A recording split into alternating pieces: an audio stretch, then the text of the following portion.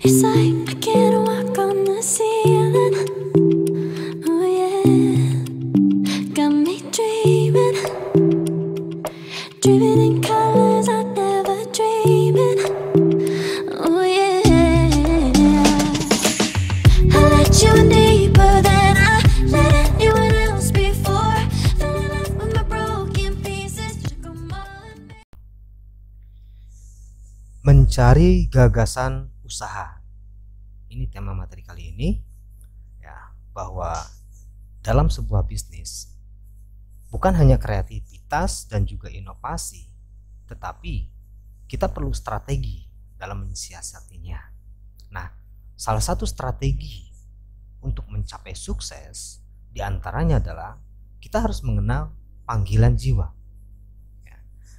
Panggilan jiwa itu seperti apa? Ya, maknanya bahwa bisnis itu, apa yang kita lakukan dalam sebuah usaha, kita juga harus perlu atau memahami jiwa kita sendiri agar dapat meraih apa yang dinamakan dengan kesuksesan. Nah, bagaimana prosesnya? Ya, kita pertama dulu, ini ada 3 faktor yang harus kita perlihatkan. Ya. Sukses usaha di sini, ya, bahwa yang dinamakan dengan gagasan usaha yang tepat untuk mencapai sukses adalah yang cocok dengan diri kita di sini. Ya, cocok dengan diri kita. Ya, dilihat dari apa? Kecocokan tersebut bisa dilihat dari yang pertama, ya, skillnya, keterampilannya. Ya. Kemudian kedua, kepribadiannya. Ya. Dan yang ketiganya adalah disukai. Ya.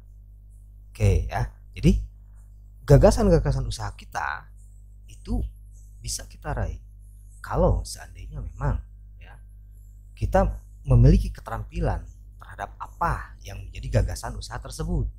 Ya. Kemudian memang sesuai dengan kepribadian kita. Nanti akan kita bahas tentang sifat-sifat daripada manusia. Dan yang ketiganya, subfaktor yang ketiganya adalah pekerjaan tersebut memang disukai oleh kita. Nah, biasanya kan kita ada yang sukanya itu bersifatnya lapangan gitu ya, ada juga yang di belakang meja dan sebagainya. Hal inilah yang harus salah satunya diperhatikan, faktor yang pertama.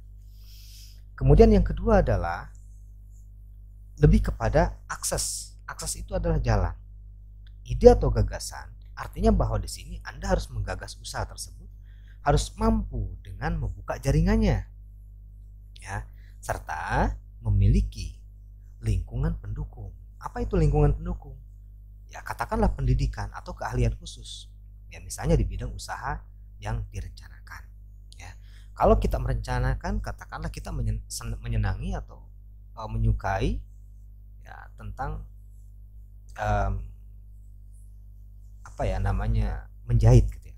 Berarti di sini pendidikan kita, keterampilan kita itu sangat disarankan kita memiliki keterampilan dalam tataran menjahit. Ini yang dinamakan dengan akses. Networknya, jaringannya, bagaimana kita bisa membuka jaringan daripada bisnis menjahit tersebut, gitu ya. Oke. Dan faktor yang ketiganya adalah potensial. Nah, potensial ini maksudnya apa? Adalah tingkat daripada komersialisasinya, ya, sehingga usaha tersebut, ya, rencana usaha tersebut mampu memberikan tingkat pertumbuhan growth, ya, yang cepat serta pengembalian modal yang dikeluarkan oleh kita yang dinamakan dengan biasa disebut dengan break even point. Nah, sebetulnya ini sangat logis ya. Kenapa? Di mana produk kita banyak diminati pasar, maka profit margin kita juga akan meningkat. Nah, ini ya. Jadi dalam mengenal panggilan jiwa ini, sekali lagi, gagasan usaha kita itu harus cocok dengan diri kita. Jangan paksakan ketika kita merencanakan sesuatu ternyata tidak sesuai dengan kepribadian kita. Bahkan kita nggak suka terhadap rencana atau gagasan usaha tersebut. Nah ini harus dihindari oleh kita dalam proses usaha untuk mencapai kesuksesan. Ya. Kemudian berikutnya adalah analisis ide usaha. Apa sih maksud daripada gambar seperti ini? Oke, ya. Untuk mendapatkan gagasan usaha yang potensial serta cocok dengan diri kita ini, maka ya bisa memulainya dengan analisis seperti ini. Ini ada poin 1, 2, 3, 4, 5, 6. 6 pertanyaan yang harus saudara jawab. Tuh. Hal apa yang paling disenangi? Ya. Hal apa yang paling disenangi? Setiap orang pasti memiliki kesenangannya masing-masing ya. Ya misalnya beginilah.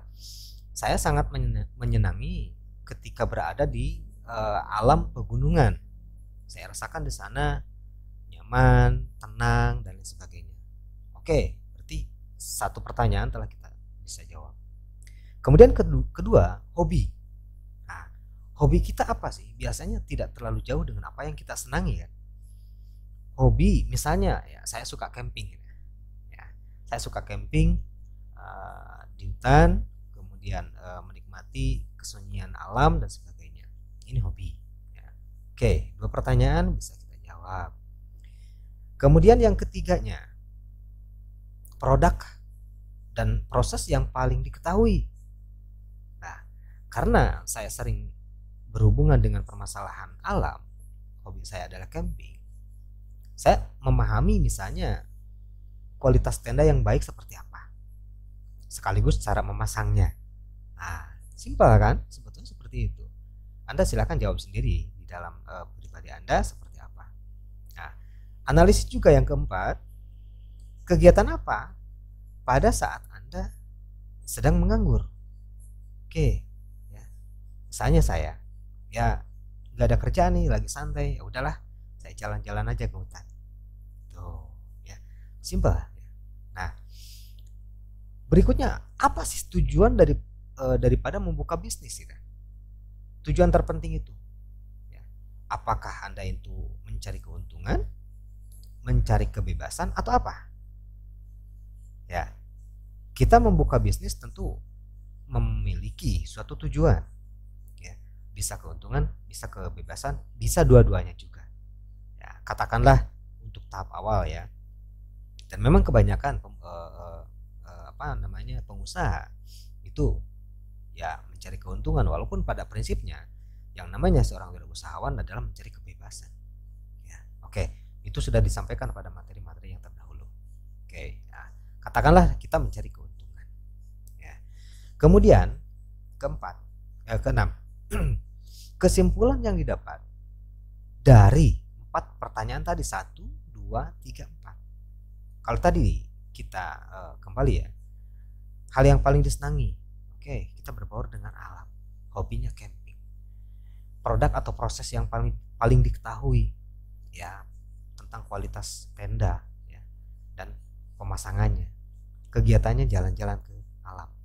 Ya, berarti kita bisa menjawab ya dari 1, 2, 3, 4 pertanyaan tersebut sebagai sebuah analisis usaha potensial.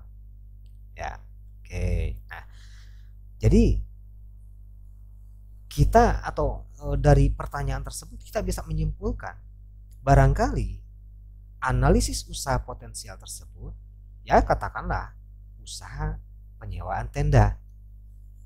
Ya. Nah, dari usaha tersebut bisa menjadi usaha yang lebih besar tentunya. Misalnya membuka toko pembuatan tenda ya, proses konveksi lah seperti itu. Ketika misalnya usaha penyewaan tenda itu sudah semakin baik, semakin maju ya, kita memiliki modal, baru kita buat pabrik untuk pembuatan tenda itu sendiri ya. Nah, kenapa dikatakan potensial ya? Ingat, kalau potensial itu lebih kepada apa yang dinamakan dengan komersialisasi ya, seperti tadi yang pada tabel yang di sebelumnya ya, komersialisasi. Nah, dari komersialisasi ini kita bisa menyimpulkan pula ada akses yang bisa kita buka untuk meningkatkan profit margin kita, yaitu berupa perkumpulan pecinta alam. Karena kita menyenangi alam, campingan dan sebagainya, tentu kan banyak sekali perkumpulan pencinta alam seperti di UKM kita. Nah, ini bisa dijadikan akses ya untuk mencapai titik daripada usaha yang potensial ke depan. Nah, Dengan berdasar pada analisis tersebut, mungkin kita bisa menemukan dan juga memahami ya karakter juga sifat daripada diri kita. Saya pikir kalau camping itu identik dengan kesunyian gitu. Tidak banyak orang di hutan itu. Kemudian nggak jauh daripada hiruk pikuk kota. Ya berarti ya bisa disimpulkan lah bahwa mungkin kita ini memiliki sifat yang tertutup atau introvert ya, dan ya mungkin tidak banyak bicara gitu ya, dalam artian ya pendiam seperti itu, tapi tidak mutlak tidaklah seperti itu juga. Oke, nah ini kalau kita berbicara analisis ide usaha. Berikutnya kita akan masuk kepada apa yang dinamakan dengan sifat manusia yang terbagi menjadi 4 kuadran. Kita akan bahas satu persatu. Saya ingatkan lagi bahwa dari analisis usaha potensial ini diharapkan kita menemukan sifat daripada diri kita. Apakah termasuk dalam kuadran 1, 2, 3 atau 4. Itu membacanya seperti itu. Ini garis X, ini garis Y. Ya. Garis Y ini adalah bisa dikatakan garis pembawaan. Oke, baik. Untuk kuadran yang pertama, ini menggambarkan tipe manusia yang dinamakan dengan dominan atau katakanlah tipe D. Ya.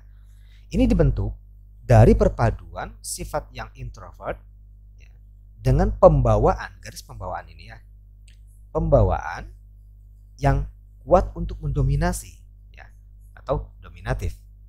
Nah itulah yang dinamakan dengan kuadran yang pertama, kuadran I, dominatif ya, dominan ya, mendominasi. Nah biasanya orang-orang introvert itu tidak terlalu pandai dalam berbicara, bukan berarti tidak terlalu dalam artian pandai dalam tanda kutip ya. Mereka lebih cenderung banyak diam gitu. Nah mereka lebih menyukai hal-hal yang sifatnya teknis ya. Kenapa? Ya sebagai upaya untuk menghindari agar mereka itu nggak terlalu banyak kontak ya, nggak terlalu banyak berhubungan dengan orang lain karena sifat yang keintrovertan itu ya. Mereka itu cenderung pekerja keras sih sebetulnya, juga tekun, karena mereka ini di sini ini mereka berorientasi pada hasil yang sempurna. Oke, nah ini kuadran yang pertama. Bagaimana dengan kuadran yang kedua? Oke, kuadran yang kedua ini lebih kepada tipe P atau populer, di mana tipe populer ini ya merupakan gabungan daripada sifat manusia yang ekstrovert. Oke, mereka ini ya senang bergaul lah dengan banyak orang. Jadi kebalikan daripada sifat tipe D ya. Nah, mereka senang bergaul dengan banyak orang ya, kemudian mereka juga termasuk dalam tipe yang populer ya. Kenapa? Karena sifatnya yang memang cenderung mencari pengaruh ya, influencer. Pengaruh, popularitas, persahabatan dan juga pengakuan di lingkungannya. Nah, mereka bergaul dalam sebuah lingkungan, mereka ingin diakui gitu ya. Ingin diakui, ingin populer ya. Nah, mereka mencari pengaruh atas itu ya. Biasanya penilaian banyak orang atas dirinya itu adalah sesuatu yang sangat diinginkan ya, itu ya. Oke, kita di sini saya sampaikan tidak berbicara masalah ini lebih baik, ini lebih baik, nggak ada istilah lebih baik, nggak ada istilah lebih buruk dan sebagainya. Semuanya kita sebetulnya sama karena prinsipnya manusia memiliki kekurangan dan juga kelebihan. Oke, baik, kita lanjut. Nah, biasanya penilaian banyak orang itu ya, itu sangat diharapkan oleh orang-orang yang memiliki tipe P. Ya, walaupun demikian ada sih kesamaan antara tipe P dengan tipe D di sini. Mereka sama-sama menghendaki adanya kebebasan. Nah, Keduanya memiliki keinginan untuk bebas, jauh dari aturan-aturan yang ketat serta kendali yang rinci atau detail. Nah, ribet kata mereka. Mereka itu bahasan seperti itu, ribet gitu. Ya, karenanya kemampuannya di sini dalam tataran komunikasi, ya, hal yang menggairahkan buatnya, ya, sangat menarik buatnya ketika dia berbicara, ya, baik antar pribadi, ya, ataupun di depan umum. Dia menyampaikan ide dan gagasannya, kemudian harapan besarnya ide dan gagasannya tersebut dituruti. Nah, hal itulah yang membuat dia merasa asik. Itu ya. Oke, itu adalah kuadran yang kedua untuk tipe P. Untuk kuadran yang ketiga itu diisi atau diwakili oleh orang-orang yang memiliki tipe tenang atau T. Nah, tipe ini dibentuk dari perpaduan ekstrovert, ya, dengan sifat yang lebih kepada dedikatif atau mengalah gitu ya. Jadi ini bisa agak sedikit berbeda ya dengan tipe populer. Oke. Dikatakan tipe tenang, kenapa? Karena mereka biasanya memang berperilaku tenang gitu, santai, relax, slow aja gitu ya. Santai aja dia. Dan juga memang cenderung ramah. Ya. Perbedaan dengan tipe P ini, sekali lagi, kalau tipe T ini tidak terlalu memiliki ambisi. Ya, tidak terlalu memiliki ambisi yang besar terhadap sesuatu capaian gitu. Ya, prestasi atau capaian apapun, nggak terlalu berambisi lah gitu. Dia santai aja, jadi hidupnya flat aja. Ya. Kalau ini kan dia berambisi untuk mencapai popularitas. Nah, itu sedikit perbedaannya. Semua yang dilakukan oleh tipe T ini ya biasanya cenderung biasa-biasa saja, flat-flat aja gitu. Nah, kemudian mereka juga kurang menyukai tantangan. Ya, kurang menyukai tantangan, kemudian tanggung jawab yang besar. Nah, karenanya mereka memilih kegiatan yang sifatnya lebih kepada spesialisasi. Ya, kenapa? Agar ya itu tadi bisa membatasi atas tanggung jawab tersebut, sehingga ya bisa disebutkan tanggung jawabnya itu bisa terbagi-bagilah gitu. Gak mutlak harus oleh dirinya sendiri gitu, tapi karena sifatnya yang berkelompok itu mungkin bisa terbagi. Ya, mereka pun sama dengan tipe yang P, ya, bahwa mereka memang senang bergaul. Jadi keduanya memang bisa bekerja secara tim, gitu ya. Nah, di sini di tipe yang T ini mereka lebih menyukai lingkungan yang sudah memiliki sistem atau aturan yang mapan gitu. Ya, artinya yang mapan yang memang sudah berjalan, ya, sudah jadi gitu. Sudah ada ketentuan-ketentuannya mereka di sana. Ya. Selain itu, apa saja? Juga alur kerja. Kalau berbicara masalah kerja, alur kerjanya mereka memilih alur kerja yang sudah jelas alurnya gitu. Ya, kalau kita biasa dengan SOP-nya sudah ada gitu. Jadi mungkin di sini bisa dikategorikan orang yang bertipe tenang ini hal-hal yang bersifat pasti-pasti sajalah. Oke. Karena memang kurang menyukai tantangan, konsekuensinya mereka itu ya bisa dikategorikan kurang berani ya dalam mengambil resiko besar. Ya, karenanya mereka memilih lingkungan yang aman-aman saja tadi gitu. Nah, dan biasanya mereka agak sedikit sulit dalam beradaptasi pada lingkungan yang baru.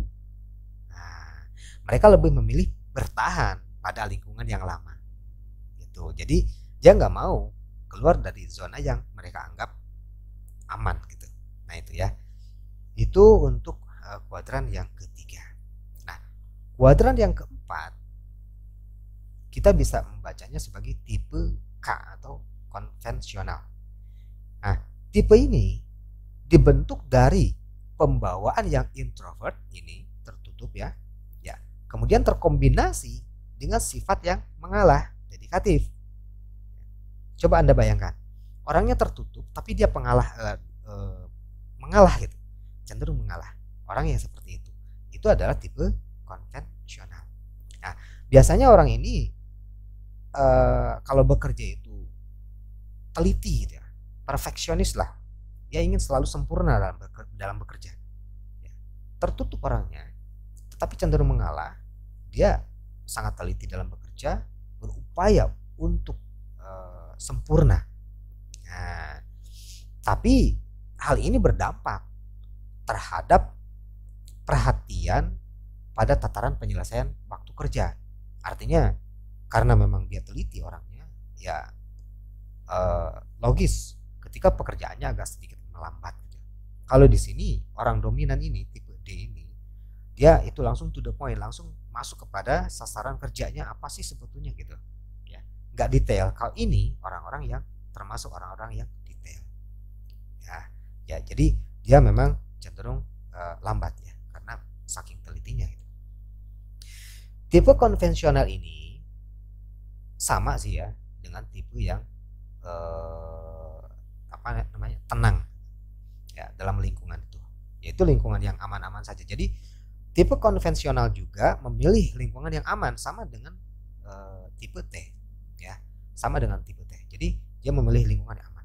Kemudian mereka pun lebih memilih bekerja ya, di dalam kelompok ya agar bisa meminimalisir risiko yang dihadapi, sama dengan seperti ini. Tuh ya. Karena ada pengaruh dari introvert ini, mereka atau orang-orang yang bertipe konvensional juga tidak terlalu pandai berkomunikasi. Ya, sehingga dampaknya mereka lebih memilih pekerjaan yang bersifat analitik ya. Ya, analisis. Ya, penelitian lah gitu. Karena hal itu bisa membuat mereka asik gitu. Jadi mungkin di sini orang-orang yang ya peneliti lah ya. Nah, tempatnya di laboratorium dan sebagainya. Seperti itu. Itu adalah kalau kita membaca kuadran atau sifat manusia. Ya. Oke. Nah, berikutnya kita sesuaikan panggilan jiwa dengan jenis usahanya.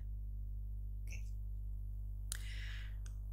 Kuadran 1, 2, 3 dan 4. Ya. Oke. Kita langsung saja masuk kepada kuadran yang 1. Kuadran 1 ini biasa disebut dengan daerah kreatif ya. Daerah kreatif. Kenapa? Karena akan ditemui orang-orang yang dalam bisnisnya dipengaruhi oleh sifat mendominasi. Gitu. Ya. Mendominasi yang merupakan bawaan daripada karakter orang yang introvert. Gitu ya. Nah, karenanya kelompok entrepreneur di kuadran ini biasanya mereka sangat menonjol dalam hal kreativitasnya. Ya, mereka tekun gitu ya.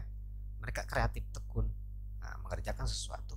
Ya, ini adalah untuk daerah atau kuadran yang pertama. Ya, lebih kepada produksi, akuntansi dan sebagainya.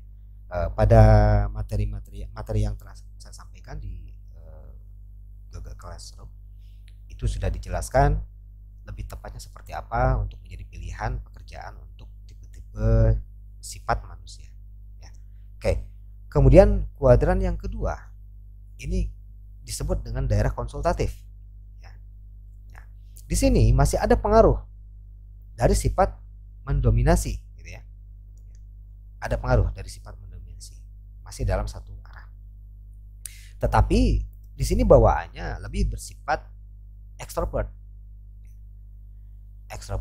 Nah, yang unggul dalam tataran komunikasi, ya, sehingga ini di sini kita akan banyak menjumpai kelompok wiraswastawan yang lebih cenderung memberikan konsultasi, ya, konsultatif. Oke, nah konsultasi, pengarahan dan motivasi di sini. Ya, para motivator ada di sini biasanya seperti itu. Oke, itu adalah tipe-tipe populer karena memang kelebihannya dalam tataran komunikasi. Hal-hal yang bersifat komunikasi, bersifat umum, berhubungan dengan orang-orang. Ya, oke. Itu kuadran yang kedua dalam matching panggilan jiwa dan jenis usaha. Untuk kuadran yang ketiga,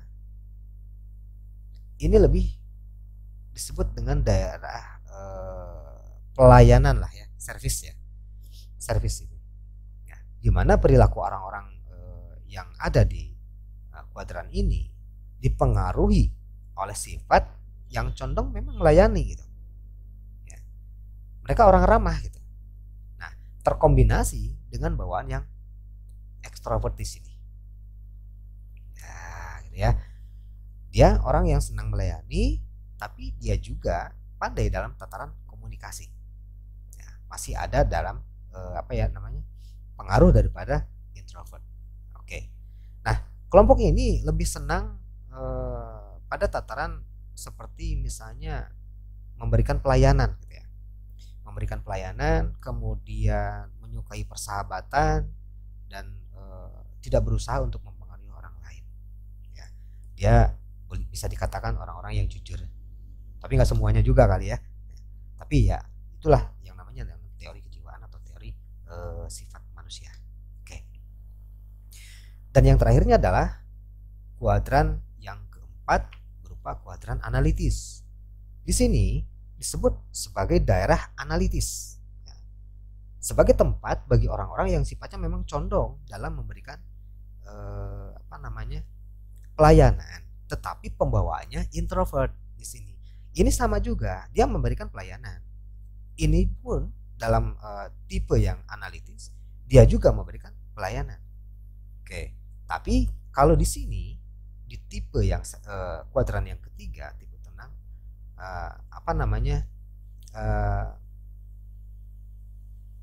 dipengaruhi oleh sifat yang ekstrovert. Kalau di sini dipengaruhi oleh sifat yang introvert. Oke. Nah, mereka lebih suka pada hal-hal yang rinci, detail dan rumit gitu ya. Nah, ya. Jadi mereka karena memang sifatnya analitis, ya hal-hal yang rumit itu membuat mereka tertantang. Ya. Kalau di sini pelayanan mungkin kalau kita bisa dikatakan sebagai ya katakanlah tenaga penjual gitu ya. Ini lebih baik gitu. Karena dia cenderung jujur dalam menyampaikan. Kalau analitis ya dia juga bisa dikategorikan orang yang bekerja sebagai peneliti lah ya. Peneliti sebuah produk gitu. Nah, kalau misalnya dalam kuliner mungkin dia orang yang memiliki tugas mencicipi makanan gitu. Ya seperti itulah barangkali ya. Oke. Jadi kesimpulannya saya pikir dengan sifat yang introvert ya seperti ini, kuadran yang satu dan yang keempat ini mewakili orang-orang yang lebih cenderung orang yang kreatif ya, dan analitis gitu. Nah, mereka di kuadran 1 dan 4 ini mereka yang tidak terlalu pandai berkomunikasi. Bukan tidak pandai sih sebetulnya ya bahasanya. Cenderung nggak suka terlalu berkomunikasi gitu. Nggak suka basa-basi gitu. Oke. Nah, mereka baiknya bergerak dalam bidang sifatnya yang produksi lah seperti ini ya. Bidang-bidang produksi, kemudian juga penghitungan analitis kan ini penghitungan. Nah, itu lebih baik ya bagi mereka yang memiliki tipe orang yang dominan dan konvensional ya, udah terkombinasi dari introvert itu. Oke. Nah, bentuknya apa sih sebetulnya kalau misalnya kita bicara dalam bidang usaha ya, baiknya mereka bergerak dalam bidang produksi yang menghasilkan ya, produk-produk tertentu lah ya, misalnya seperti industri besar, rumahan ataupun kerajinan. Kalau saya tadi sampaikan di kecocokan daripada sebuah rencana kecocokan usaha, tadi saya sampaikan bahwa rencana usaha kita sesuai dengan 4 pertanyaan ini adalah membuka usaha penyewaan tenda. Mungkin saya berada pada kuadran 1 atau kuadran 4. Ya, itu kan bisa terjawab gitu. Nah, itu ya penjelasan daripada beberapa tabel dan kuadran yang disampaikan. Saya lanjut sedikit. Nah, sekali lagi untuk kuadran yang 1 dan kuadran yang keempat orang-orang yang berada dalam tipe ini lebih baiknya ya ditempatkan pada tataran produksi yang bersifat produksi ataupun akuntansi ya, analitik ya. Mereka lebih kreatif dan juga mereka lebih teliti. Dalam bidang tersebut saya pikir tidak terlalu banyak berhubungan dengan orang lain gitu. Karena mereka memang cenderung asik di dunianya sendiri gitu ya. Nah, mereka nggak suka banyak orang, mereka lebih senang menyendiri ya. Nah, itu lebih mengasihkan buat mereka. Mereka lebih fokus pada tataran yang dinamakan dengan kreativitas juga analitis. Oke. Nah, bagaimana dengan yang lainnya? Oke. Bagi orang-orang yang termasuk kategori orang populer ya, konsultatif. Kuadran 2 ya, kuadran 2 lebih sesuai berbisnis dalam bidang usaha yang sifatnya mengendalikan, mengarahkan ataupun memberikan instruksi. Nah, ini lebih baik ya. Nah, misalnya apa? Katakanlah orang-orang populer ini lebih tepatnya menjadi konsultan, kemudian membuka kursus, pelatih olahraga dan lain-lain, banyaklah ya. Tetapi baik juga sih misalnya dalam bidang distribusi juga perdagangan, ini oke juga ya, sekiranya seperti itu. Oke. Nah, untuk kuadran yang ketiga ya, ini diwakili oleh orang-orang yang memang memiliki karakter tenang walaupun masih memiliki kombinasi dari sifat ekstrovertnya ya. Kelompok ini ya yang ada di kuadran ini condong pada jiwa yang tulus, artinya kebalikan dari konsultatif yang cenderung mengendalikan gitu. Nah, oleh karenanya kelompok orang-orang yang ada di sini ini lebih cocok ketika ditempatkan pada bidang usaha yang sifatnya memberikan pelayanan kepada pihak lain ya. Bisa berupa jasa, seperti misalnya ya membuka bengkel otomotif, itu kan jasa ya. Kemudian elektronik itu juga jasa. Rumah makan sudah saya sampaikan, itu juga jasa itu, karena pembeli kan nggak sekaligus membeli rumah makannya gitu ya. Rumah sakit, sekolah dan lain-lain banyak. Nah, itu ya. Jadi mudah-mudahan bisa dipahami dari penjelasan beberapa tabel dan juga kuadran tentang mencari gagasan usaha. Oke. Terima kasih. Assalamualaikum warahmatullahi wabarakatuh.